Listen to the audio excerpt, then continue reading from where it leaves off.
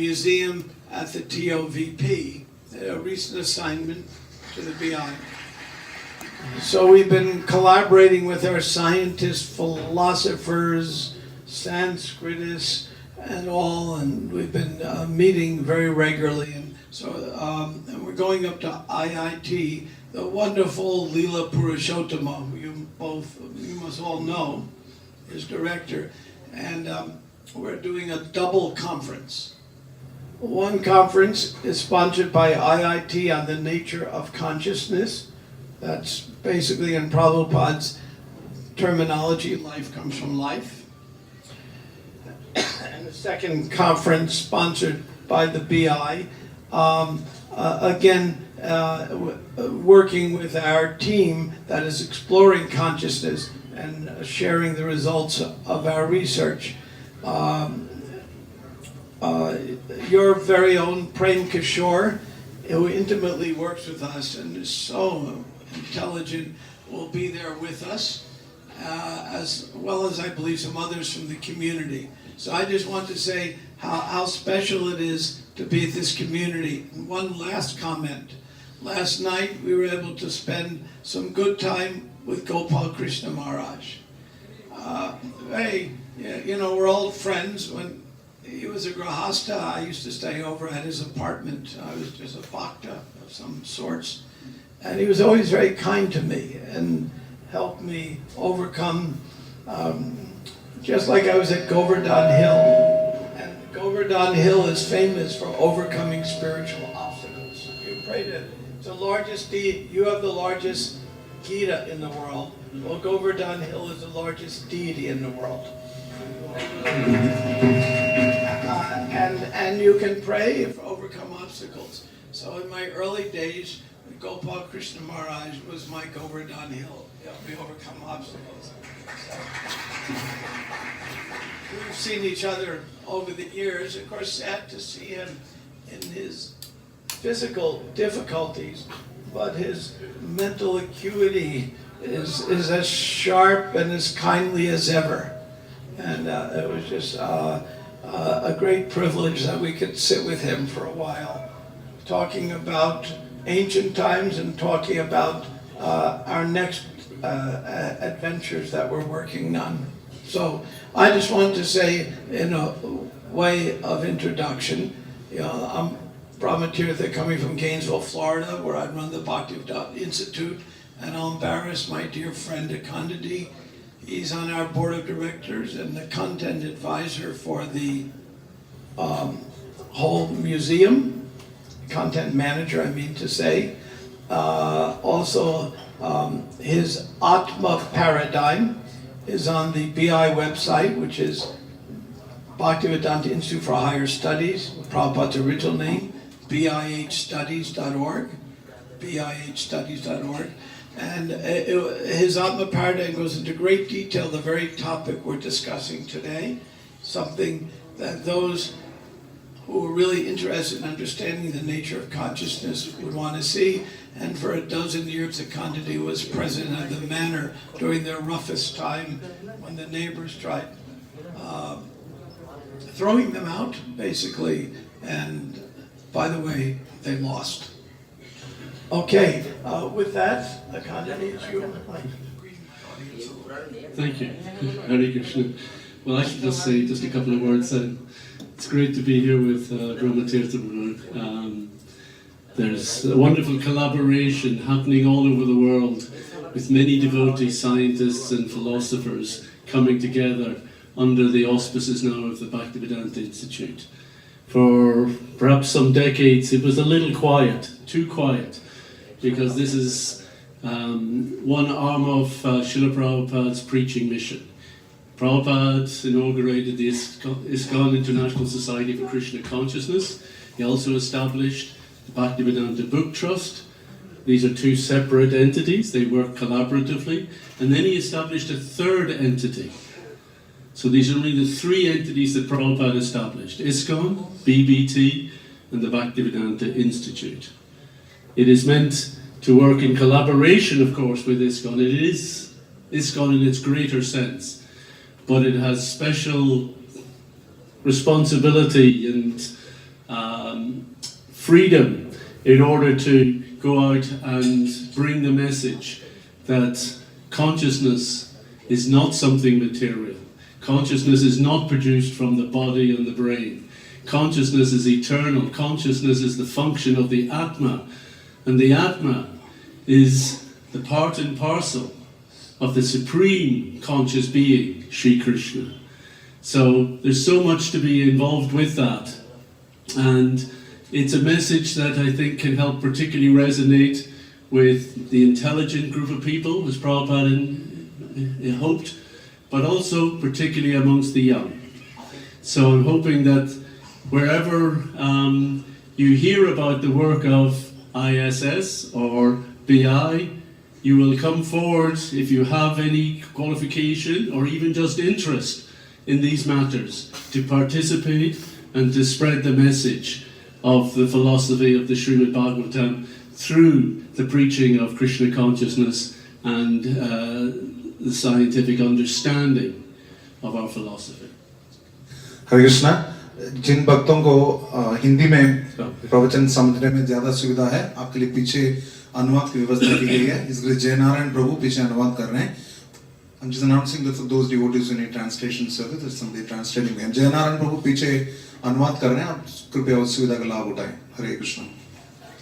And then I just wanted to say my former incarnation as Temple President of Bhaktisiddhanta Manor, we did face incredible troubles with the British government trying to close the temple completely. And one great support and help was here in ISKCON Delhi, and His Holiness Gopal Krishna Maharaj gave so much support to our campaign in Britain.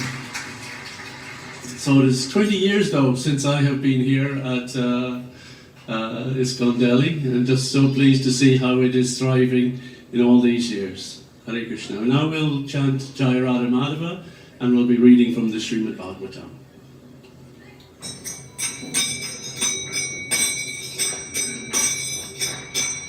Jaya Radha Madhava Kunja Bihari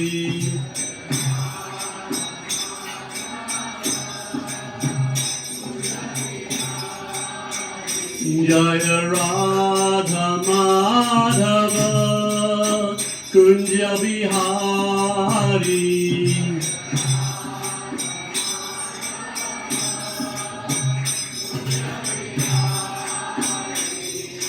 Gopi Jana Vallabha Girivaradhari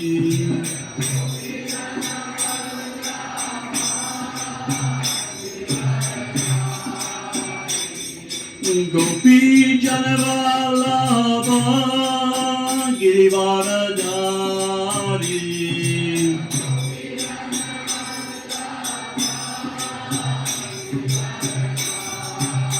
Yashodanandana Braja Janaranjana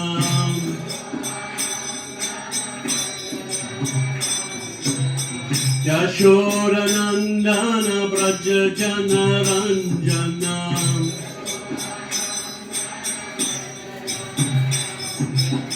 Yamuna Tira Vanachari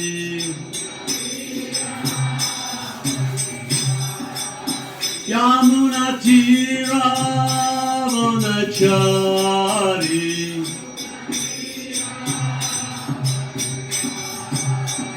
Jaya Radha Madhava Kunja Bihari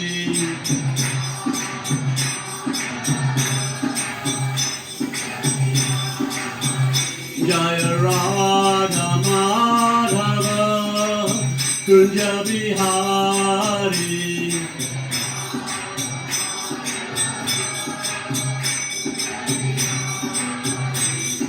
Gopi Jana Vallabha Girivaradhari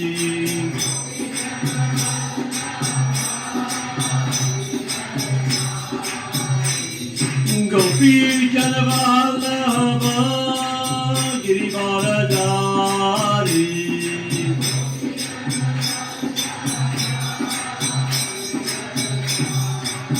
Yashoda Nandana Braja Jana Ranjana Yashoda Nandana Braja Jana Ranjana Yamuna Tira Vanachari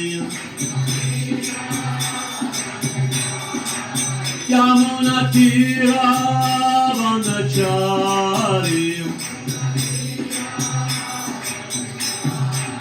Jaya Radha Madhava Kunja Bihari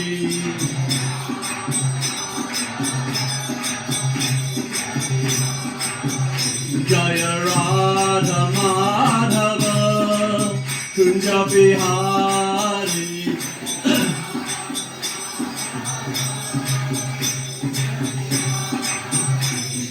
Gopi Janavallabha Girivaradari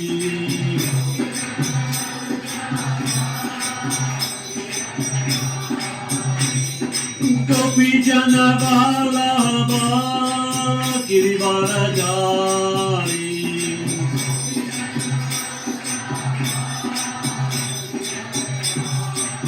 Yashoda Nandana Braja Jana Ranjana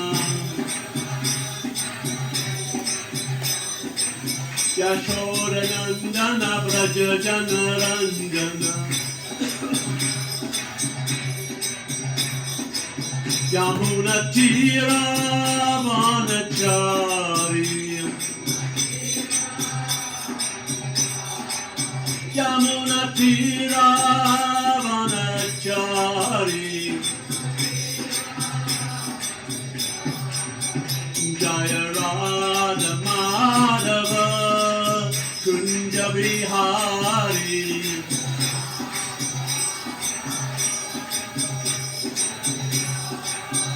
Jaya Radha Madhava Kunja Bihari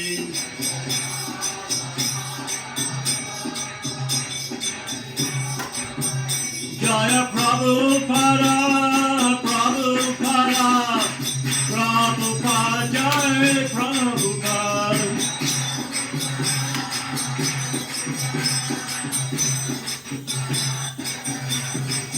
Jaya Prabhupada Prabhupada Jaya Prabhupada Jaya Prabhupada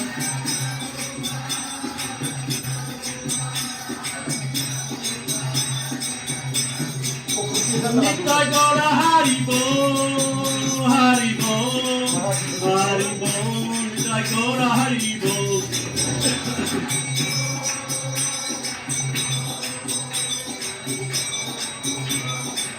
Nitai Gora Haribo Haribo Haribo Nitai Gora Haribo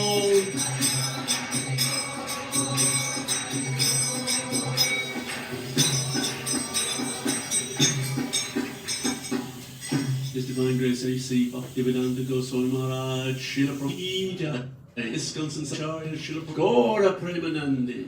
All glories to the assembled devotees. All glories to the assembled devotees. All glories to the assembled devotees. All glory to Sri Guru and Sri Gauranga. All glory to Srila Prabhupada. Yeah. Oh, what time does class end? Oh. I can think of from here.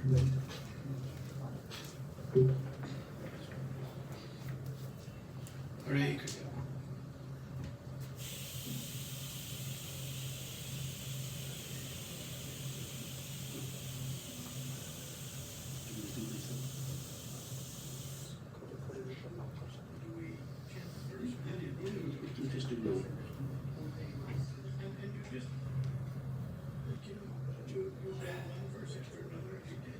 Yeah, just three. So if I jump ahead, I'll talk about it later first. No, last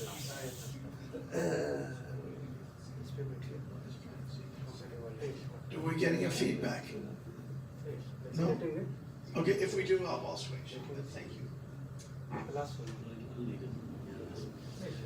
Om Namo Bhagavate Vasudevaya. Om Namo Bhagavate Vasudevaya. Om Namo Bhagavate Vasudevaya.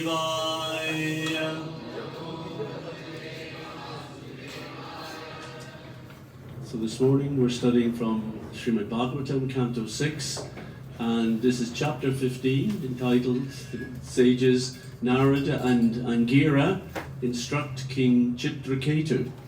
We're studying text 3. Yata Prayanti Samyanti Yata Prayanti Samyanti Shroto Vegena Baluka Shroto Vegena Baluka Samyujyante Viyujyante Samyujyante Viyujyante Tata Kalena Dehina Tata Kalena Dehina Yata Pratyanti Samyanti Shroto Vegena Balukaha Samyujyanti Vijudyanti Tata Kalena Dehina Yata Prayanti Samyanti Shroto Vegena Balukaha Samyujyante Viyujyante Tata Kalena Dehina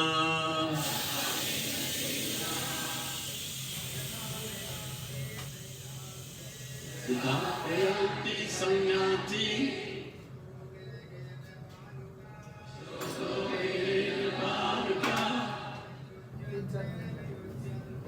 Yujyante, Yujyante.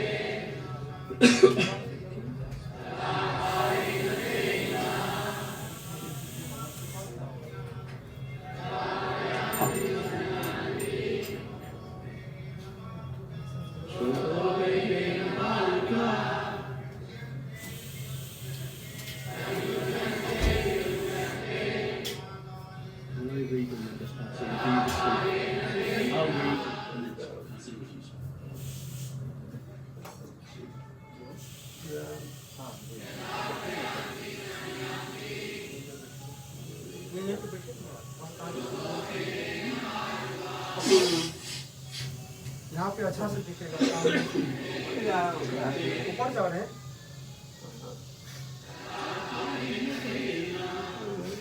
जी मान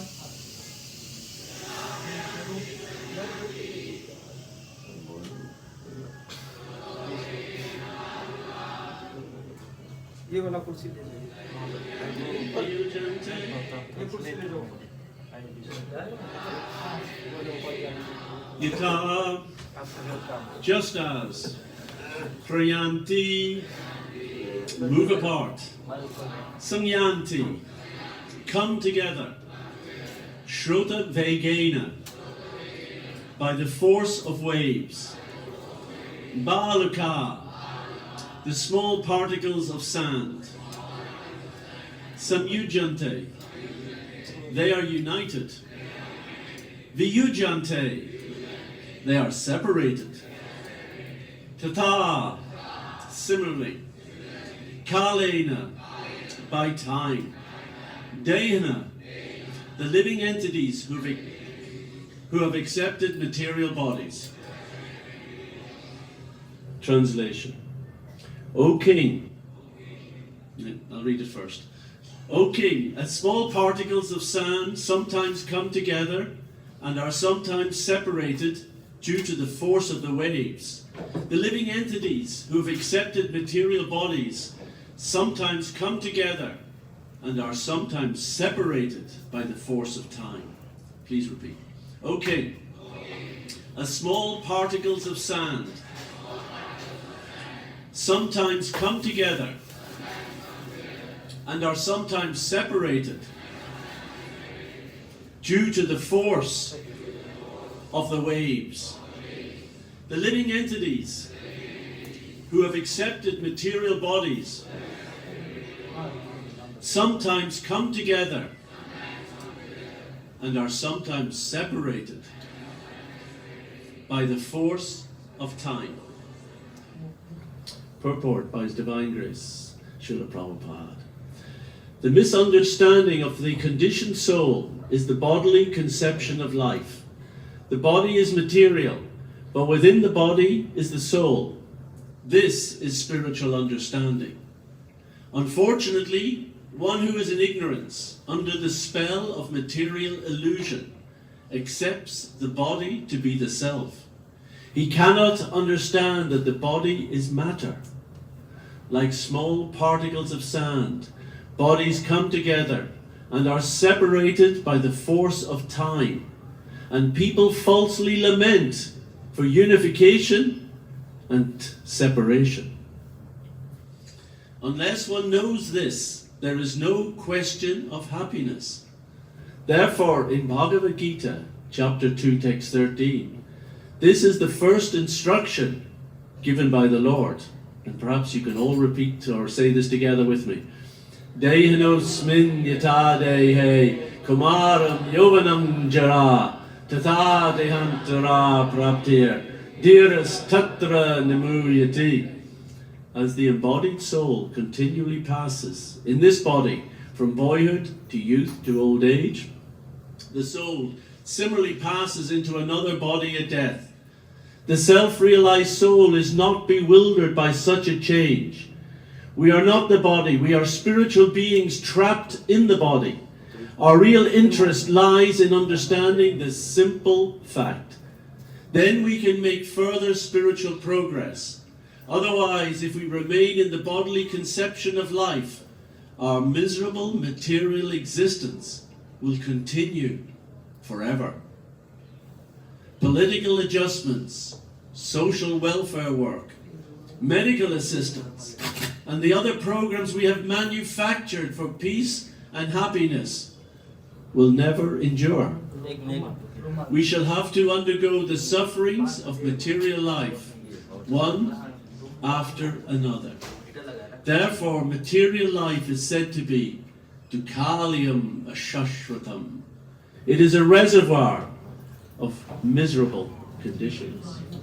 Yatapriyanti sanyanti shrutavegena bhaluka sayujanti viyujanti tata kalena dehana.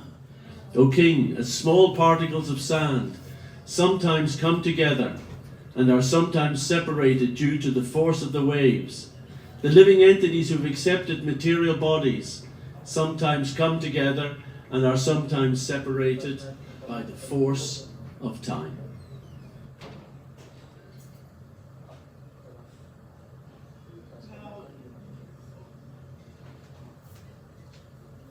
Let me see. I think all of you here have heard many times, you're not this body. We're going to give you a test at the end of the class to see if you believe that. Now we'll wait. So we'll give you a little test at the end. It's a fun test. We'll see. But another example that's given in the Bhagavatam is another example given in the Bhagavatam is, and I've seen this, sitting at the seashore, a wave comes in and some particles of seaweed entangle with each other, and then another wave comes and the particles separate. Therefore, that's given a metaphor like a family. We come together and then we come apart. Now, what does this mean in your practical life? Now, King Chetraketu wanted a son, but karmically he wasn't supposed to have one. We find sometimes parents will try to have a child and there's no success. And somebody else doesn't want a child and they have a dozen. That happens. So there's a soul is intended to come to a particular body at a time. So King Chitraketu, it wasn't supposed to have a child, but a sage came, I think it was Akira Modi, whoever, he insisted on a child. And the child will be the source of great happiness and great distress. And the child was born and died. In the previous chapter, you know, and he was lamenting so loud, even Narada Muni took some sympathy. And then the child came back briefly and said these amazing words. You're lamenting, oh, you're my father? Which father? Which life? So many lives we've had. Now, there's a reason why you don't remember your previous lives. Can somebody tell me the reason we do not remember our previous lives? Raise your hand. Yes? Yeah, imagine, thinking of all the, some of us, our parents have died, it's so sad, we lament. Imagine if we had 1 million mothers we were remembering. 1 million fathers, 1 million brothers. Say again? Mercy of the Lord. So we don't remember because it would be too painful, but it doesn't mean it doesn't happen. It would be too painful. And sometimes somebody does remember. In fact, there's this famous scientist who passed on, psychologist, Ian Stevenson, or psychiatrist maybe, scientist, whatever. He was from the University of Virginia, and he did several thousand studies of reincarnation stories. We find that sometimes somebody remembers their previous life. And when they, usually before 5 years old, they'll remember, they'll have a birthmark maybe, where the injury that caused their death. Usually it's somebody who died some quick death, some violent death maybe. So somebody will remember, and they'll even refer to a village they've never seen or never heard of. And they go to that village and they recognize the house, they recognize their former parents. And these cases have been studied. There's 2,700 well-documented cases by this famous Ian Stevenson, University of Virginia. Now he passed on. Now I don't know where he was reborn, but that's a different matter. So Ian Stevenson did these studies. Now, these studies occur more often in places like India and Burma and areas like that, though some very notable cases occurred in America or UK. Now, why is it that these studies, these cases are more common where somebody remembered their previous life in India? Can somebody guess why they're more common? Ooh, trick question. Why did most of the studies you find be in India and not elsewhere? Anybody have an idea? Yes?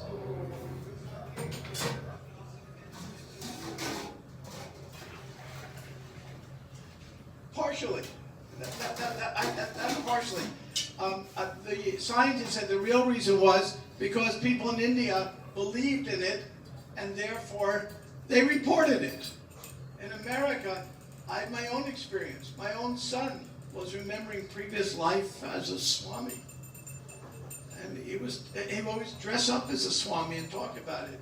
But because in our culture we didn't think about these things, I didn't make much of it. Wish I had made much of it. Now there's no recollection of it. But in India, because people understand the philosophy of it, because people understand it, they more cases are reported, but it goes all over the world, every country, every society. It's not unique to India. So people, that can rarely happen, but sometimes happen. Chaitanya Charan puts it brilliantly. Like, I just flew to India, so I did everything I could to avoid jet lag, because jet lag is miserable. So there's something called reincarnation lag, where you had a previous life, and now this life I have some characteristics. Sometimes it happens with gender, where I don't know which gender I am, because previous life I was one, and now I'm this, and I get a little mixed up in these things. It can happen in many different areas. A little bit of reincarnation lag can happen. So we see all these evidences there. So at the Bhaktisiddhanta Institute now, we have a team working with a Professor Jim Tucker, who's a successor to Ian Stevenson. I mention Ian Stevenson's name because some of you may have heard of him. He's quite famous in this area. And we have our own team now going to India and doing reincarnation cases. And why are we doing this? Well, we believe the work, but sometimes as scientists we have to get hands-on to understand it in more detail. So we have a team, and we're going up tonight up to IIT Monday with our dear Lila Bhagwat, and at that place we're going to have a presentation on what they're finding in these reincarnation studies. So I'm here. There's another side to this story, though, that's important. So we're talking about reincarnation, and we're talking about detachment. There's a verse 8, which I'll jump ahead on a little bit. It's very interesting. Divisions of generalization and specification, such as nationality and individuality, are the imaginations of persons who are not advanced in knowledge. So I can ask, how many of you, don't raise your hands, are BJP? How many of you are RSS? How many of you are Congress? In my country, how many are Democrats, Republicans? In your country, how many are liberal, labor, and a few other parties? Conservative, and and so these are the. Now, it's natural. For example, I'll talk about the American scene. Some people by nature are a little more conservative, and they'll align with those people. Some are a little more liberal, they'll align with them. That's okay, it's by nature. We have different natures and we all need to get along. If everybody was anytime I've run any committee, I've been very careful of one thing. The people that get appointed to the committee, I make sure they don't all think like me. Because if they do, we're going to have a poor product. When we work together and have a variety, we always get a better product. So, similarly, we can have different points of view. Some of you are going to be very inclined. BJP is the way, the life, the truth. Some of you can say, oh, Congress, what happened to my poor India? Some will say like that, and whatever other parties. Before coming in today, I took a glance at the Times of India so I could speak relevantly. And it's the same Times of India when I lived here in '71 in Delhi. I used to read it, and it's the same arguments over the same topics and the same issues. It hasn't changed. And let me give you something that may be disappointing to you. It's not going to change. That's the nature of it. It's going to stay in this conflict. And it says, because these divisions are the imaginations who are not advanced in knowledge. So we're not saying we don't acknowledge there are different natures and all. But if that's the sunum bonum, if that's the essence, then that makes it a failure. Now we're going to relate this back to family because that came up. Now, let me see. We're going to take a little poll. How many of you here are family people? Raise your hand. Okay. And how many of you people are not family people? Raise your hand. And how many of you don't know if you're family people or not? You raise your hand.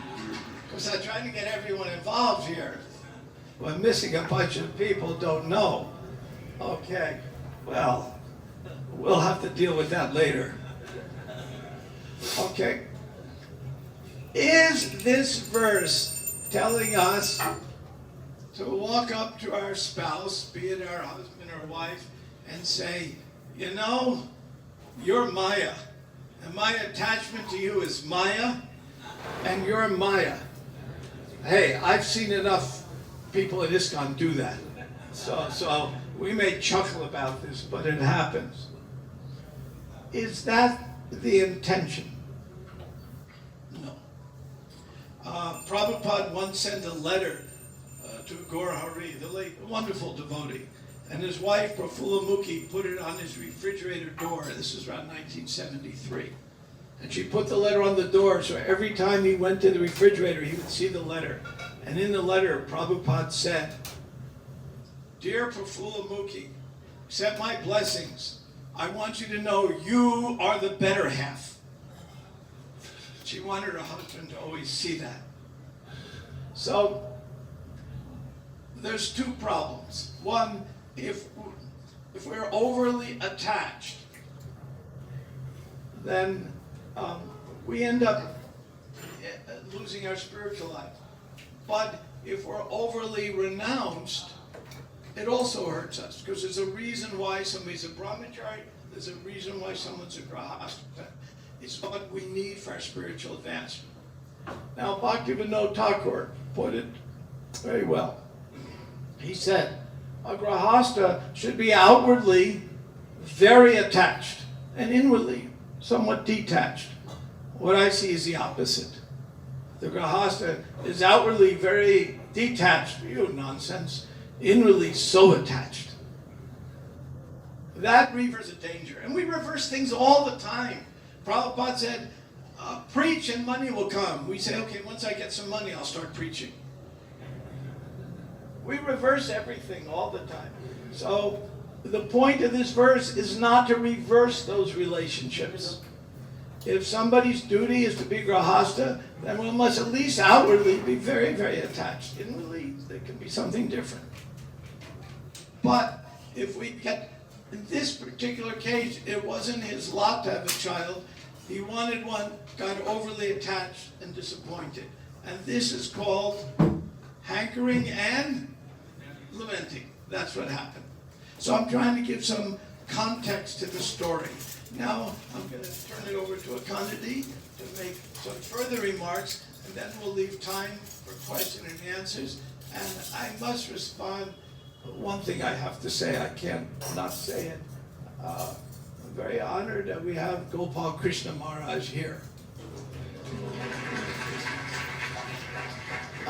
I don't mean to embarrass him, but knowing him for 50 years and seeing every single day consistently, so consistent in his service, you all have an amazing good fortune to be in his temple.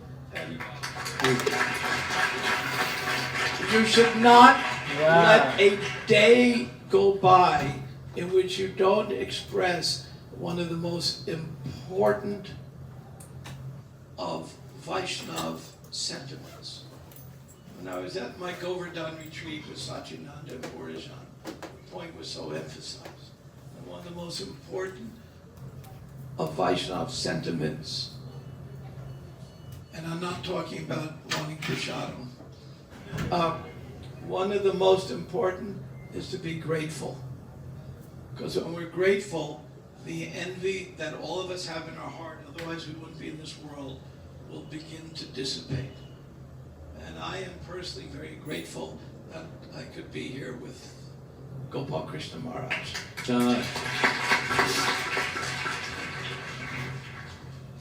Thank you very much, Brahma Tirth Prabhu. So, taking the blessings of my senior devotees, and we're very, and as I expressed earlier, I'm personally indebted to His Holiness Gopal Krishna Maharaj for all his service that he did to help Bhaktisiddhanta Manor and me personally during that particular episode. So, thank you very much.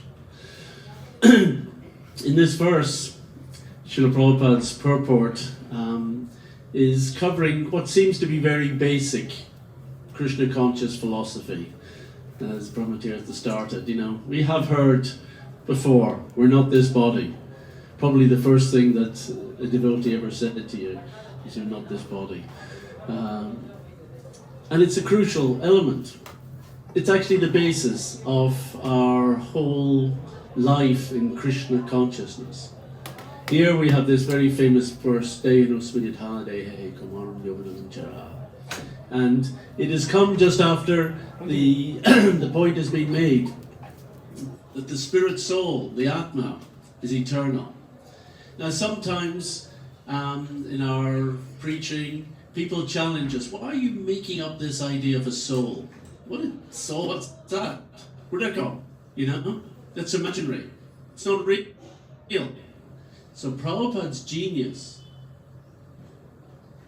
was to name his movement Krishna consciousness. Consciousness. Does that exist? Does everyone know that it exists? Can anyone deny that it exists? No. The fact that I believe I exist is because I am sensing the world. I'm experiencing stuff. I think, I like, oh, I want. Those are all expressions of consciousness. So Jiva Goswami in his Tattva Sandarbha, having established the pramanas and the authority, particularly of the Srimad Bhagavatam, then goes about establishing consciousness not through that means, not by simply quoting Shastra, but by taking us through a few meditations. He says, first of all, think of yourself as the seer. You look at the distance, you see objects. Those objects are not you, but I am observing them, right? So you're the observer, the objects are distant. Now look at your body. I can see my hand, my arm, my leg. I am still the observer of that. And now you can do that with your mind. You can close your eyes, you can let thoughts pass in front of you, and you can see, I thought that, then I thought this, then this new thought came. You're the observer even of your mind and its thoughts. So who is this observer? That's the Atma. That is consciousness. So consciousness is real. And that is our position in the Bhaktisiddhanta Institute. To go out and discuss with people, you accept the reality of consciousness, yes? So where does it come from? Can it be produced from the brain? No. I'm not going to get into all the details on that, but that is a very big thesis within the Bhaktisiddhanta Institute. The proof that consciousness cannot be produced by the brain. And we'll give you the references that Brahmatirtha mentioned. One of them is the work I've been involved with in the Atma paradigm. There's materials on that available on the bihstudies.org site. But also if you just go to YouTube and you tap in Atma paradigm, up comes the full course, 35 lectures. And that forms the basis of our understanding that consciousness exists, that it is irreducible to physics. There is no way that anything in modern science can explain the nature of consciousness. In June, I spent 5 days in New York, at the university, where there was a major conference called organized by the Association for the Scientific Study of Consciousness. 700 of the top neuroscientists and philosophers gathered in order to discuss the aspects of what is consciousness.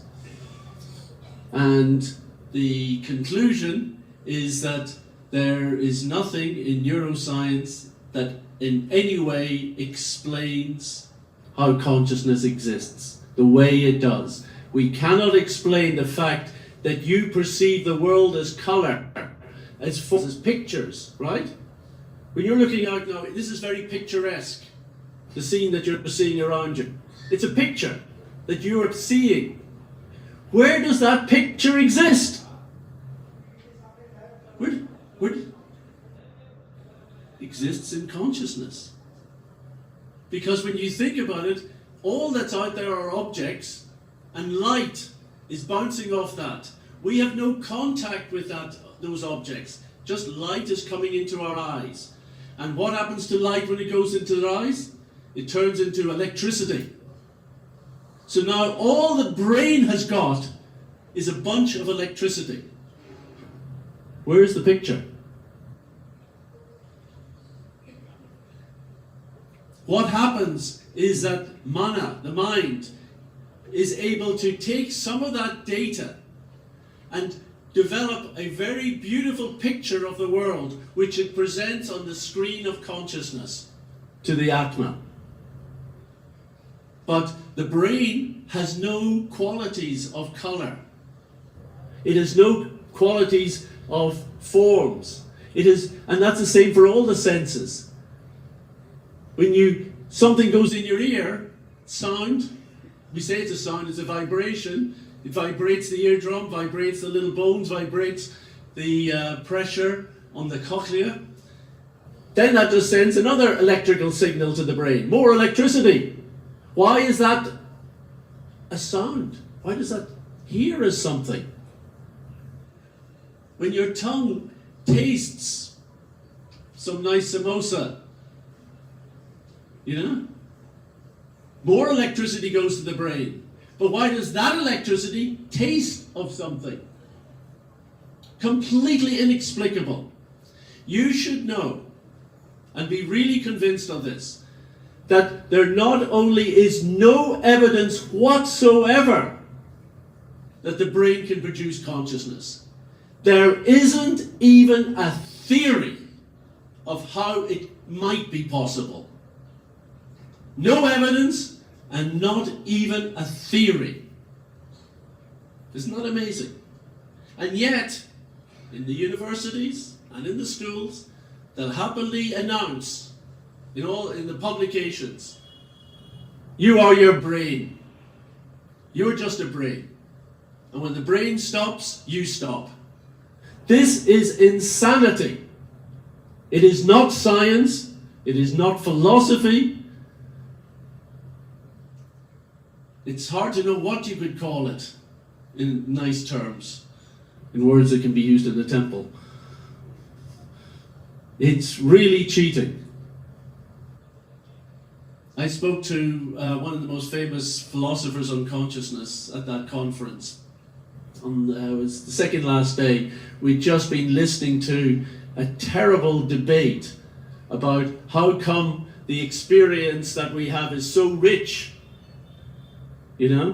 and people were trying to deny it's not rich. It's not really that great, the experience. No, of course it is. I know it's great. Look at the beauty. Look at the detail that we're all experiencing. So I spoke to this philosopher called David Chalmers. And he is the person who 30 years ago coined the hard problem of consciousness. That it is impossible to explain in terms of physics, biology, and neuroscience. It is impossible to explain the actual quality of our conscious experience. So I was saying to him afterwards, I don't think that discussion really helped the matter. In fact, it seemed to make the question of explaining consciousness even more difficult. And he said, yep. The problem is, none of them have got a theory of consciousness. And they're not willing to accept the simplest theory. That consciousness is not a product of the brain. Consciousness is the function of the Atma. It's clear that consciousness exists. And if it cannot be explained by the brain, you have to say there must be something else producing it. Therefore, there has to be something like the Atma. You can call it something else if you want, but there has to be something that we call the Atma, which is the source of consciousness. So we're not making anything up. We're just acknowledging that consciousness cannot be reduced to something that the brain can do or the body can do. Therefore, it must be the function of something else. And that has been identified as the Atma. And the great thing about the Atma is that it watches the passing of time. Time is organized in kshanas, moments, and each moment walks past. This moment, you're all like this. Now, the next moment, you're all, oh, okay. The next moment, you're all hands in the air. Okay, cool. This moment, everyone's sitting quietly, and in the next moment, you're all, yay! And the next moment, all down again. So, 3 moments have passed, okay? And I watched all of them. I watched this one, I watched that one. We watched the passing of time. Do you know what that means? This is a very big issue that Jiva Goswami points out, and it's included when it's first day in O'Smith. You are watching the passing of time. That means that you as consciousness are not affected by time. Time produces change in matter. It makes things able to move from here to there, to do this, to do that. It makes things able to grow, it makes things able to shrink and decay. That's what time does to matter. It even does that to the qualities of our mind. Even the thoughts and emotions, everything in our mind gets to change from moment to moment. But the observer watches each change from moment to moment to moment. The observer is not changing. You are the same observer you have always been throughout your life. And that is Jiva Goswami's next point. You are not only the observer, you are an observer.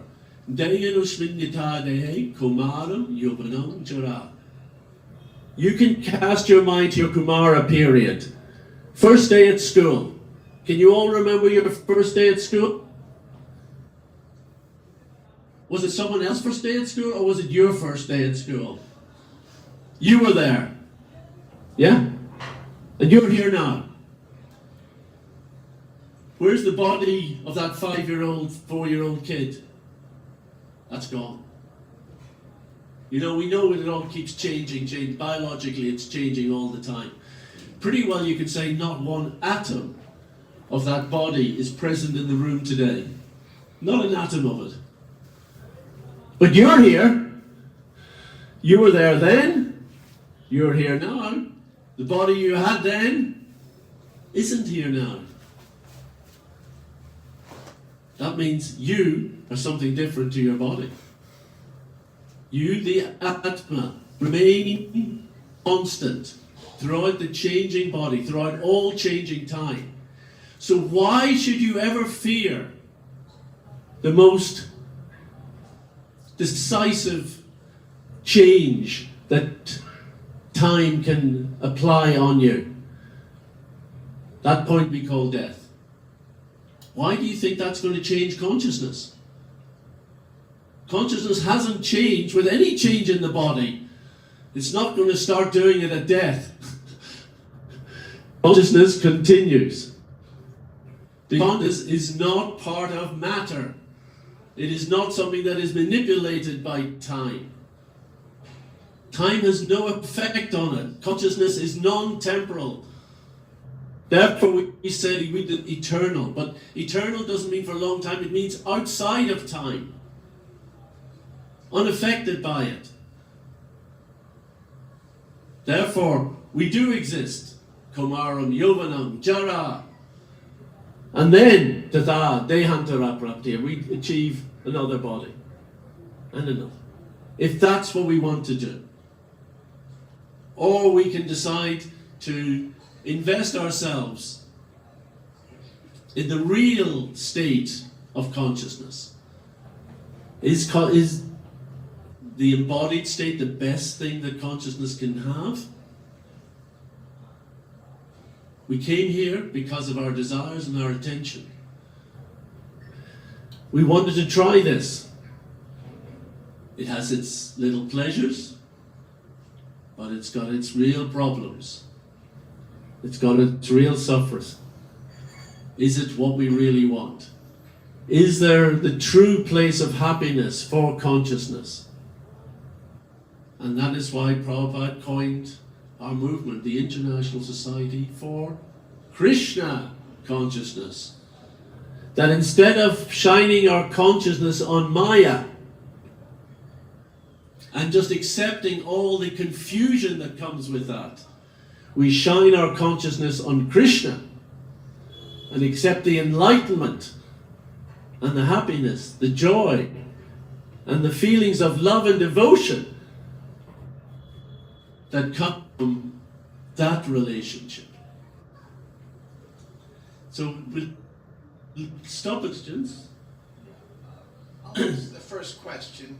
Now, I noticed looking at the audience, you can tell about people looking at them that I see many Punjabis. How many of you are Punjabi? I caught you. I caught you.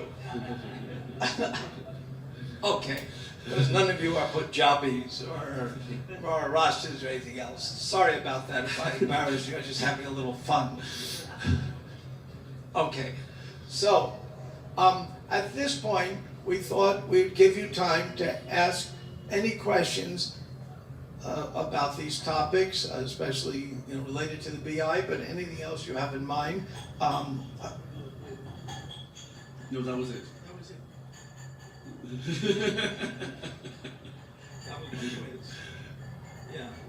I mean, I think I'm American when I look in the mirror, but I'm not.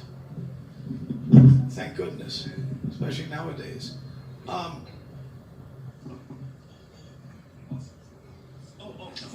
of course. So who carries? Okay. So who has a question? Yes, Prabhu in the front. Oh, here. Okay.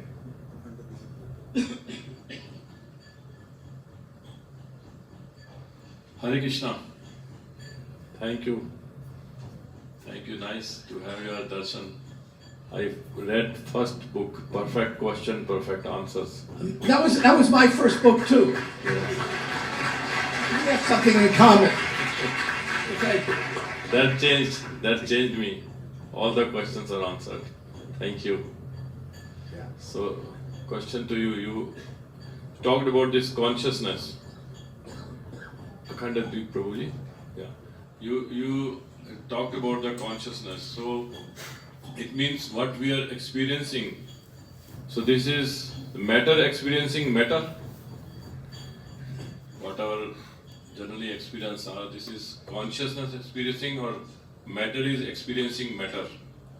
If with mind we are enjoying, so matter is experiencing the matter. Is it true? Only consciousness experiences. Matter is inert, but there is subtle matter, there is subtle prakriti. That are the cognitive elements. Mana, buddhi, ahankar. These are prakriti.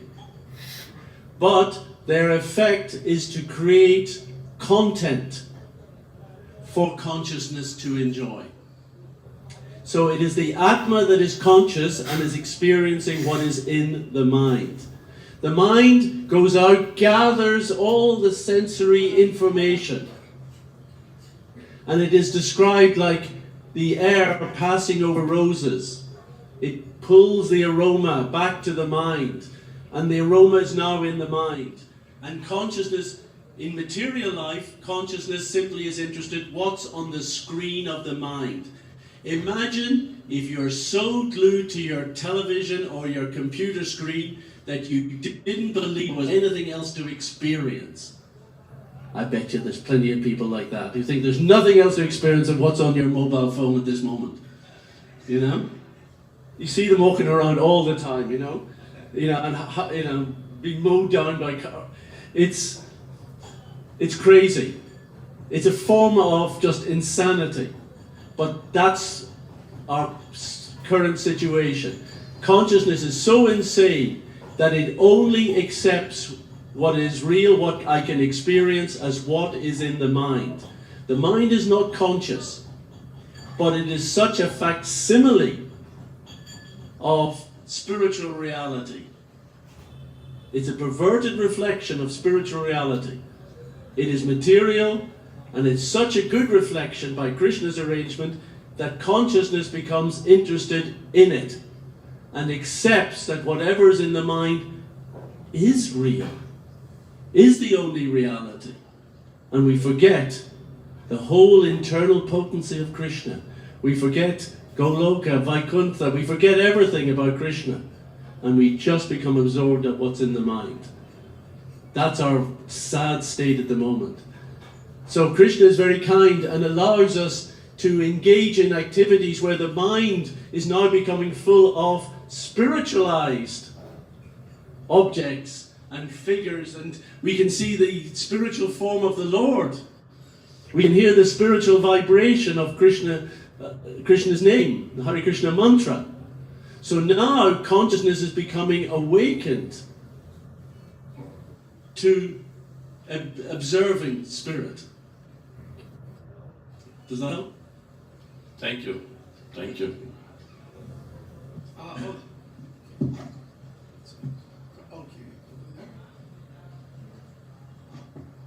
Question. Hare Krishna. Thank you for the wonderful lecture. I have just one question. Have you done any research on patients who are in a comatose state or in an altered mental state? What's the reaction and what is going through the soul when it is in a body in a patient who is in a comatose state? Well, we've more studies have been done in near-death experiences, and they're well documented. Bruce Grace of the University of Virginia we're working with was hundreds or thousands of cases. A near-death experience might look like this. I'm on the operating table. My heart flatlines, my brain waves flatline. I'm clinically dead. Meanwhile, it's a team of surgeons working on me.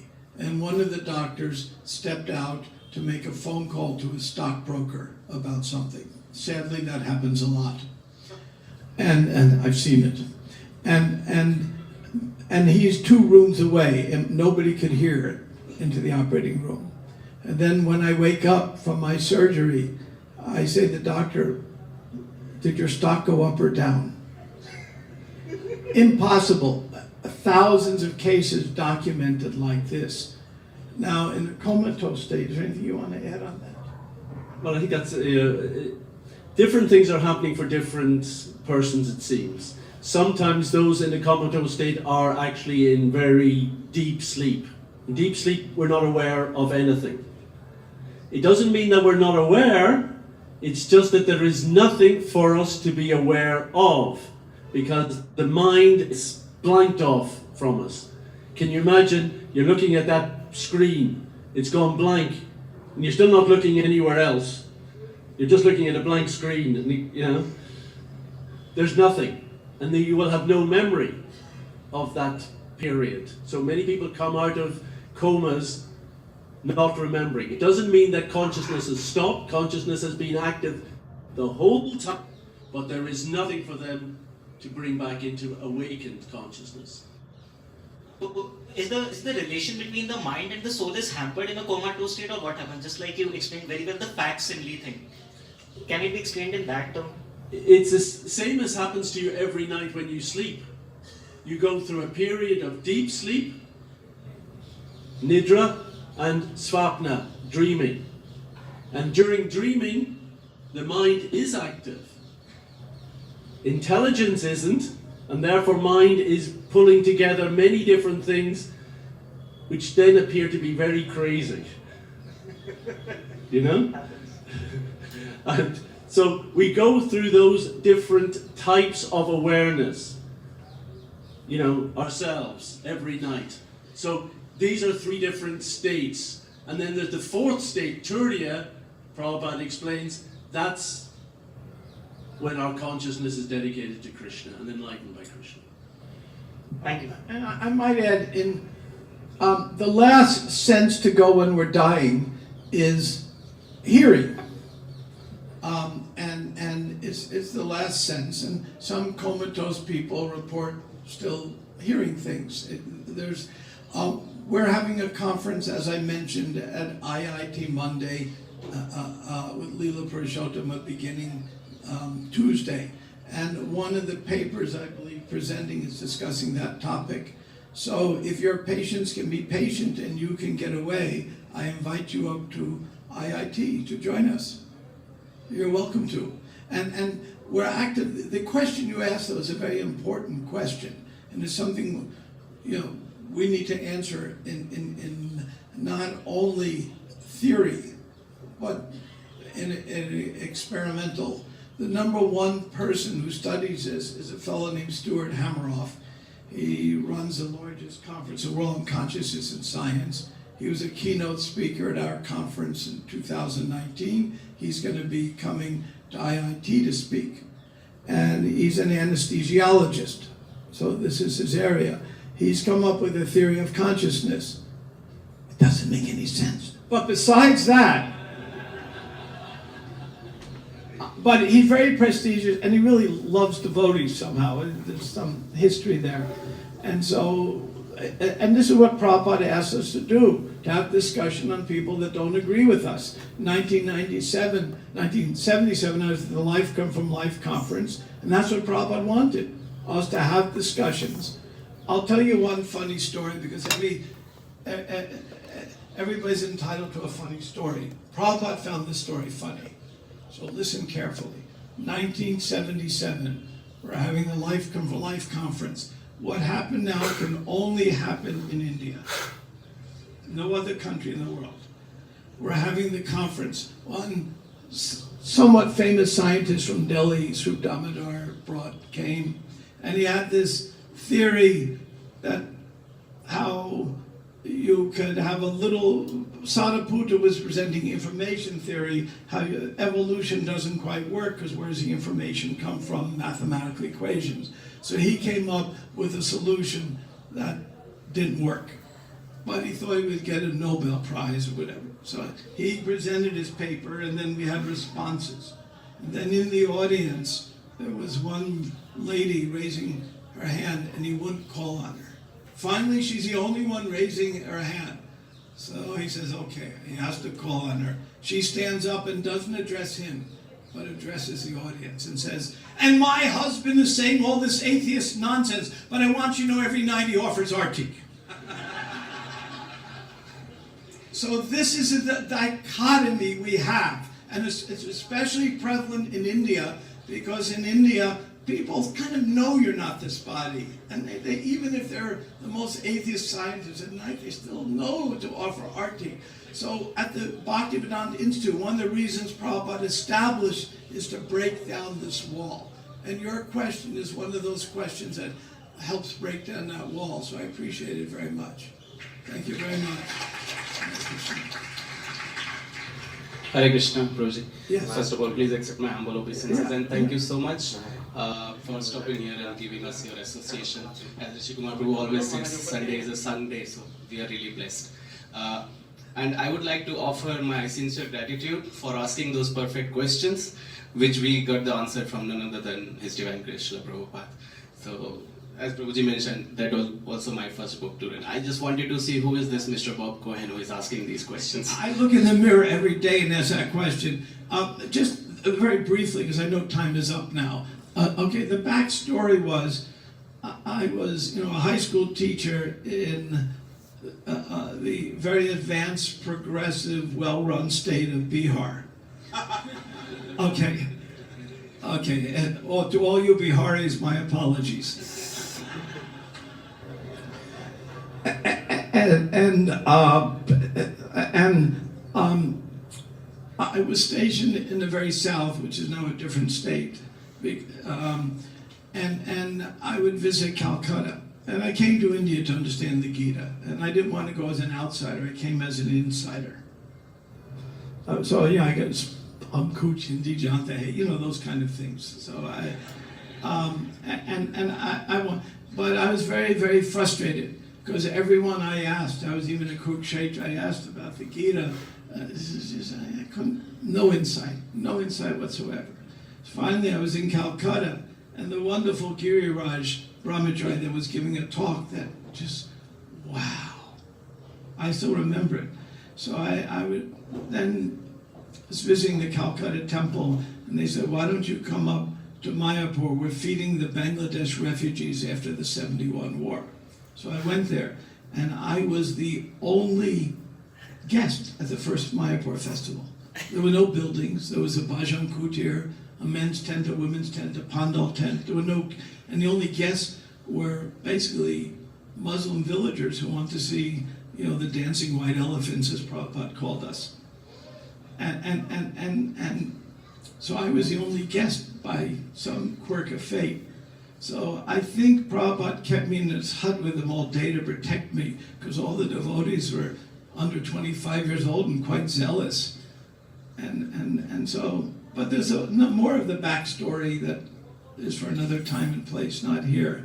But I was very fortunate, just, you know, to be the only guest there. So I got to Prabhupada gave me a lot of mercy. One thing people don't know about Prabhupada as well as they should. Prabhupada was extremely kind. I witnessed that many times personally with others. And Prabhupada was something else that we mostly missed. He was very funny. But because of the 50-year gap in age and the cultural changes, most of it went over our head. But as I look back, I can see that. And it says in the Gita, you know, that devotional service is executed joyfully. Thank you. Okay.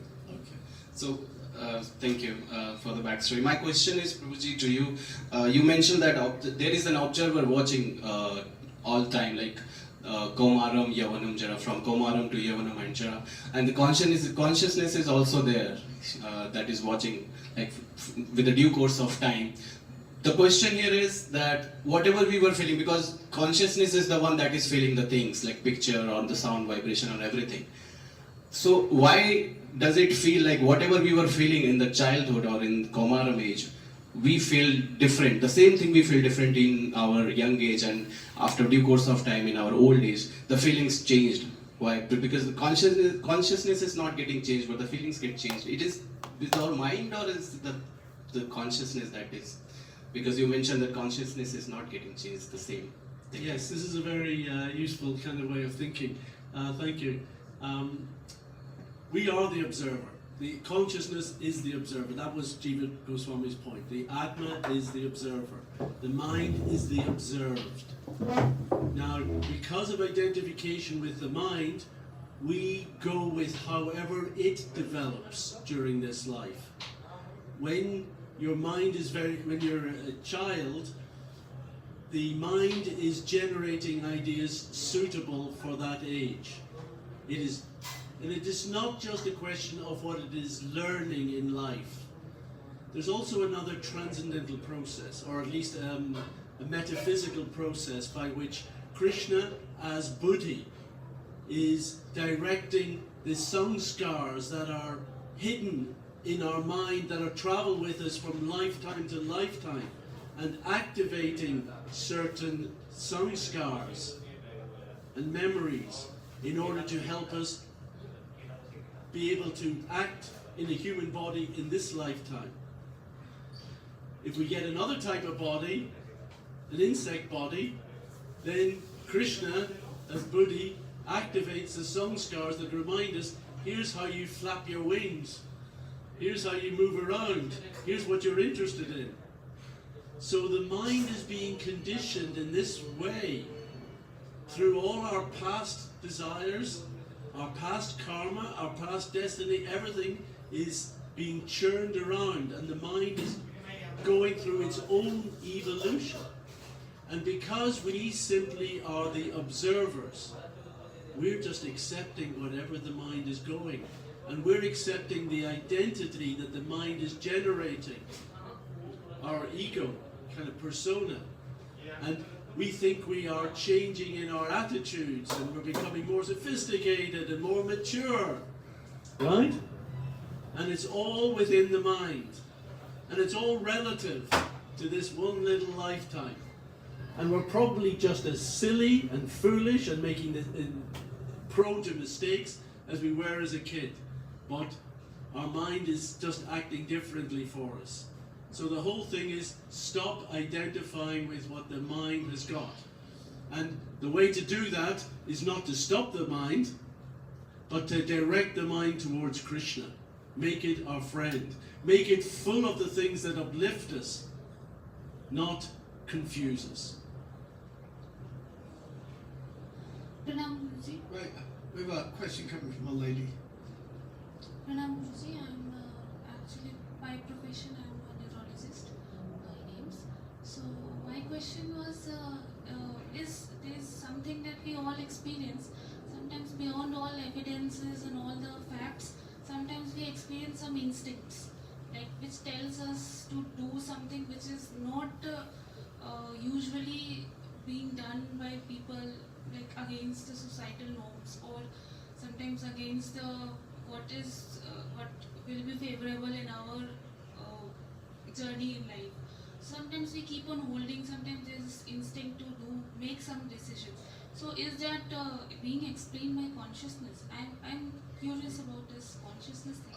Is it true that the consciousness gives us these gut feelings or instincts? That's a really good question. I'm going to turn it over to Akhandade. But you're a neurologist? Yeah, I'm doing my neurology names. So you asked such an appropriate question. You're a neurologist, so you have to think about working with the Bhaktisiddhanta Institute or Prem Kishore. Yeah, oh, very good. Okay. Thank you very much. Actually, this aspect of kind of intuition, feeling, or inspiration is an important factor. We've got to be careful. Consciousness has handed itself over to the mind. We, as a conscious entity, are not allowing ourselves the freedom to be properly conscious. We have decided, no, I'm just going to watch the screen of my mind. Whatever comes on that television screen, I believe. Whatever comes into the mind, I believe. However, the mind is also controlled by buddhi. Buddhi is actually under the care of Paramatma. And Paramatma is watching your intention. What are you actually deeply feeling? The mind will give you what you externally want. Buddhi is watching what you are deeply feeling and thinking, do you need something more? Are you actually looking for some spiritual life? And it will kind of give you insights that you will go, oh, that's interesting. You know, maybe I could be inspired in spiritual life. I don't know if that's the sort of point you made when it's against cultural or situations. In general, when we make some decisions or we in life, sometimes we get these gut feelings. So I just wanted to know, is that what you think is it's being explained by consciousness? When our mind says something else, that no, this is not the correct path to follow, but still there is some feeling, some instinct inside us which tells us to do this thing, which is not usually being verified by the mind, by our own mind. It's actually all happening within the mind, but you may be thinking that it is not the rational part of your mind. You're the consciousness, you're experiencing what's in the mind. The mind comes up with rational ideas, and we tend to think, well, that's me thinking. No, that's the mind coming up with rational ideas. But then at times, these non-rational ideas of gut feeling come into the mind. And we are actually thinking, I don't know where that one came from. Now, sometimes they could be very important insights. And sometimes they could be very foolish. So you have to watch them very carefully. And occasionally they are direct inspiration from Krishna. But learning which is which is a little bit of an art. So the first thing to understand is that you as the conscious being are not your mind. And the thinking that you believe you are doing actually the thoughts in your mind. And therefore they have to be looked at. Every one of them. Every thought that you ever have, you have to look at and say, does this make sense? Is this the best thing for me? Is this going to make me happy? Is this going to be good for others? We have to analyze constantly. That is how to turn the mind from being the enemy to being the friend. And when you see special thoughts coming up, not sure where they come, but they feel right, worth looking at them, because often those gut things are very important messages that have been collected and is allowed to come into your mind by intelligence. And often that's because Krishna is trying to help you on your path in Krishna consciousness.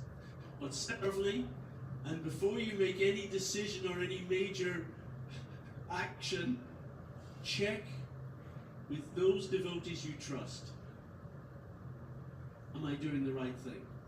Okay? And From a professional point of view, you may have, the medical book says one thing, and your, as we say, gut feel says something else. Sometimes that can mean a lot. There was a very famous case written up by Malcolm Gladwell, his Blink book. A very famous case. There was a museum, and they bought a ancient Greek sculpture, and they wanted to make sure it was real. So they brought in a geologist to look at the age of the rock and all kinds of experts to look at the different pieces, and they concluded, it was a famous Getty Museum, yes, this is worth many millions of dollars, we're buying it. And an art expert walked in and in 1 second said, oh, that's a phony. Now, how did he know? And this is a deep study was done to see how is it to know. So our mind has different levels of conscious, subconscious. It's still the mind, or levels. And as we practice our devotional service, we will find that we were able to tap deeper levels and get greater and greater insights, because we're going under the assumption that we're not this mind, and just our intellectual thoughts are not everything. Logic is there. Jiva Goswami will certainly talk about it. One talk we just had at our BI conference was very interesting. I'm not going to go into detail, but it's on our website. That is, what do you do when Scripture says one thing, your observations say something else, and your inference says something else after that? How do you resolve that? And this is Jiva Goswami speaking. It's very, very important to work at the BI, and it's even important in our daily lives. So thank you for that question. Hare Krishna.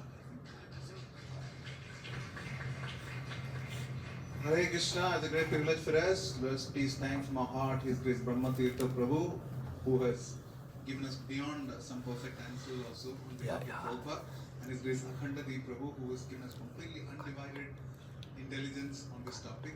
We are very, very grateful to you. And it's also important to note that both of them are beyond Bhaktisiddhanta Institute. There's so many other things they are doing and have done. His Grace Brahma Tirtha Prabhu is one of the moving forces of the ISKCON Resolve department, of which I also have been and His Grace Akhand Prabhu, as you said, as he himself revealed, has been involved in the Bhaktisiddhanta manner for a very long time, and is a great source of inspiration, both of them, for the entire Bhaktisiddhanta Institute of Higher Studies and Bhaktisiddhanta Institute per se. And in ISKCON Delhi, those of you are interested, you could just get in touch with me. We have the Institute for Science and Spirituality.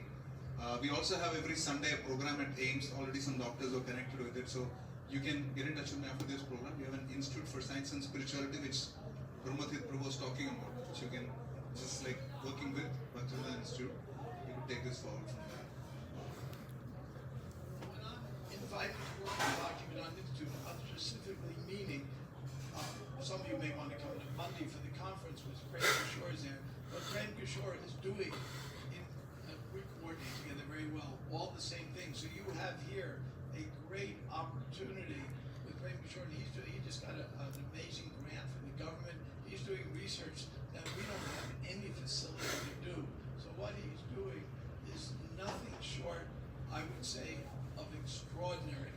So those of you who have some science and philosophy brains, somehow you definitely get involved and support his work, his special. The idea of the ISS, Sure was doing congregational preaching very successfully. Gopal Krishna Maharaj said, there's something better you can do. And took him off the service and basically understood the importance of the BI. I was just reading, I had it on my cell phone, but I'm not going to pull it up again. Prabhupada's maybe the last conversation he had on the planet was put out in the Prabhupada Today. It was less than 24 hours before he left us. And he was talking to Sri Damodar about the necessity of life comes from life. So any of you who have that, we all like to put in advertisements for our programs. The Pujari wants you on the altar, the book distributor wants you on the street. And this is natural. That's how it's supposed to be. And because I do this, somehow I'm saying. क्या हुआ company से